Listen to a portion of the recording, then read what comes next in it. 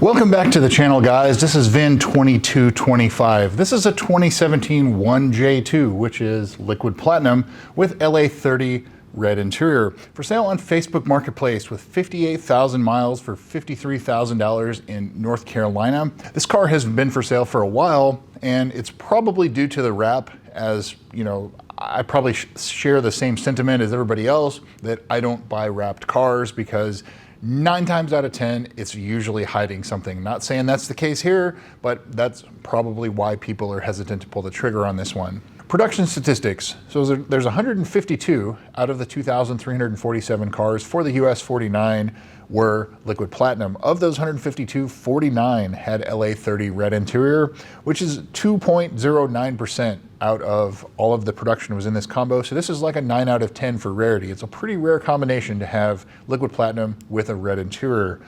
For 2017, it gets even rarer still. There's only 14 were liquid platinum and only 5 had LA30 red interior. So this car is one of 5 that exists in this combo, but it's already rare for all 5 years, 2016 through 2020. Carfax, Epic VIN, and AutoCheck. Carfax shows this as a 4-owner, no accident car. Epic VIN, not sure what's going on here. Maybe something was misreported, but it shows it as a branded title on October 15th, 2021.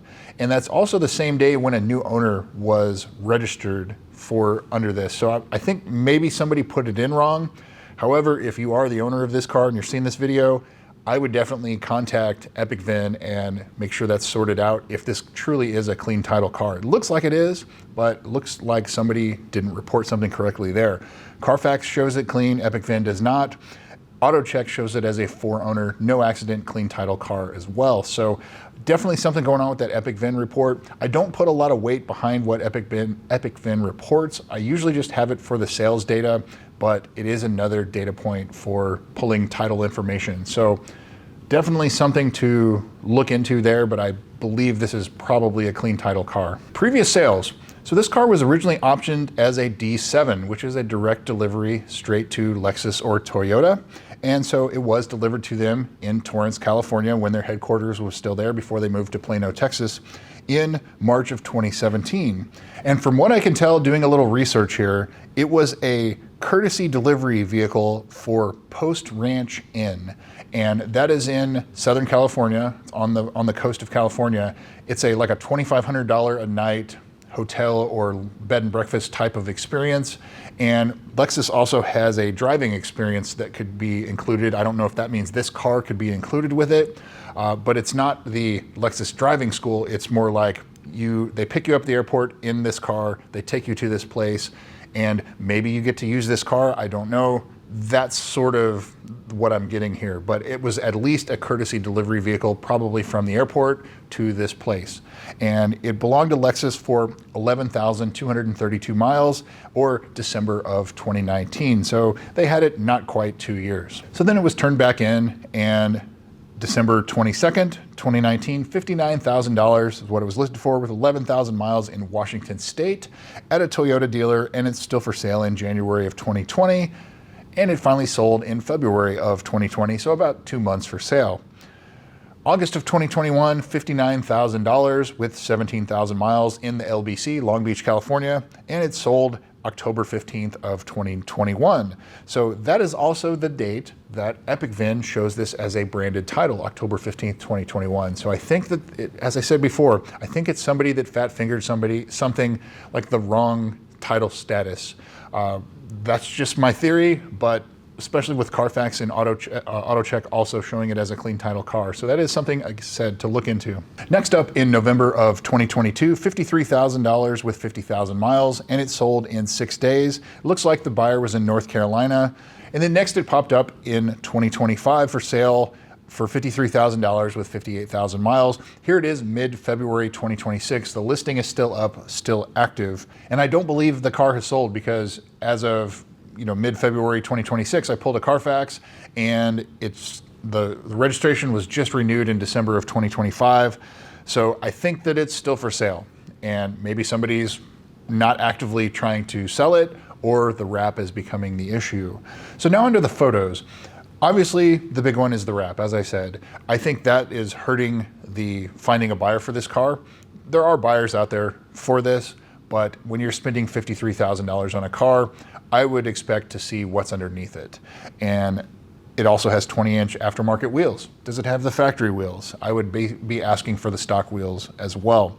It has what looks like an aftermarket hood, so is the stock hood included as well? Carbon fiber trim is delaminating on the center console, possibly others, so that would be something to look at further. So this car is not without a few issues. Overall, it looks pretty good for the pictures that are provided, but obviously ask for a little more in-depth photos of the touch points, the steering wheel, the armrest, the seat bolster, things like that, just so you can kind of satisfy yourself of how much or how little wear this car actually has. So as far as the price goes, the price is not too far off if it needs nothing. And I think, as I said again, the wrap is probably what's hurting this. So if it were me, if I was selling this car, I would remove the wrap, clean all the paint up, and sell it that way. That's probably the proper way to get top dollar for this car, because overall, the rest of it looks pretty good. Maybe fix the center console or discount accordingly for that. But I think that is something, for me, is a deal breaker, is the wrap, and I think it is for a lot of other people. This car with the wrap, with the delaminating carbon fiber, with the modified hood, the aftermarket wheels, maybe closer to 50, I don't know. It's kind of hard to judge, but again, remove the wrap and you will definitely get better money for this car. Now onto the service history. So this car's pretty well dealer serviced too, so that's another green flag. There is a gap from 2017 through 2020, but that's basically while Lexus owned it, and so they could have had in-house changing the oil, something like that. Generally, when Lexus owns it, they have a dealer service it. That doesn't seem to be what the case was here, but it was at most 11,000 miles, so probably it had one oil change, and then before it was sold, and probably an oil change again. So the first entry of note is January of 2020. Right after Lexus turned it back in, the JLB recall was done. That's the high pressure fuel pumps. Most of these cars have that done. Good to see it's done. And then also in January of 2020, the dealer prep. So they subletted it to an auto shop. It doesn't say for what, but it could be just, repaint the bottoms of the front bumper, something like that. But something was done body shop wise. It just doesn't say what it was. May of 2021 at 15,000 miles, front pads and rotors. August of 2021, 17,000 miles, rear pads and rotors. So if this car, delivery vehicle, courtesy vehicle, probably had lots of starts and stops going around the airport to and from places. Not surprised to see new front brakes at 15,000 miles, but I don't think this car was a track car. It was a Lexus-owned car, but not a track car. February of 2022, sunroof seal, and the tracks were lubricated, but the seal was not replaced. So it looks like they lubricated everything, and that's about all that happened there.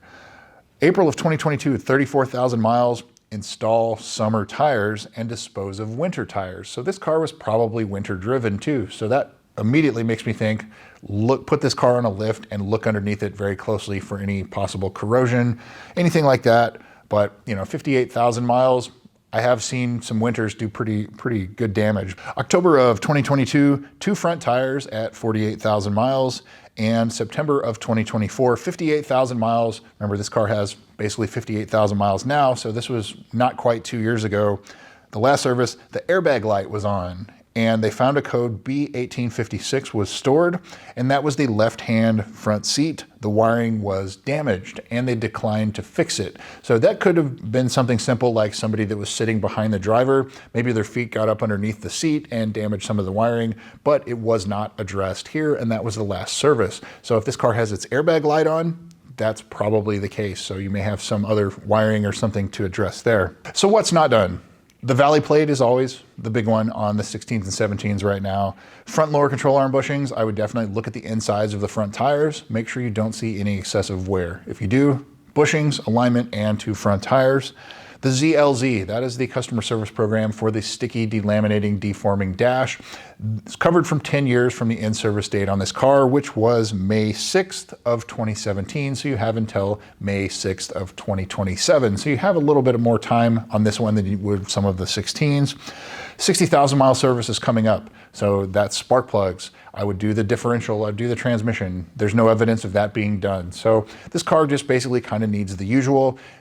Check for tires, tire date, tire wear, brakes. You know, it looks like the brakes were done at 15 and 17,000 miles. So it's probably due for brakes too. So that brings me to would I buy this car?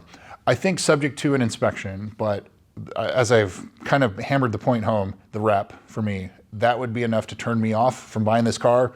If the wrap was removed and the paint's decent underneath, it's fairly well dealer serviced. It's fairly well maintained. The winter driving, just make sure it's not too rusty underneath. But as far as that goes, the price is not too far off if all of that was addressed. So because it's not addressed, I would probably pursue this in like the upper 40s or somewhere around $50,000. But again, the wrap would be enough to turn me off of this car. However, it may not turn you off. So if that's the case, just inspect it thoroughly, look at the valley plate, the usual things on this car, but it's not too far off, and it feels like it has the makings of good bones. And I would also address that whatever's going on at Epic VIN, where it shows it as a branded title, which I don't think is the case here. So anyway, that's what I've got for you guys. 2225, some kind of weird things going on with this one, but as I said, potentially has good bones.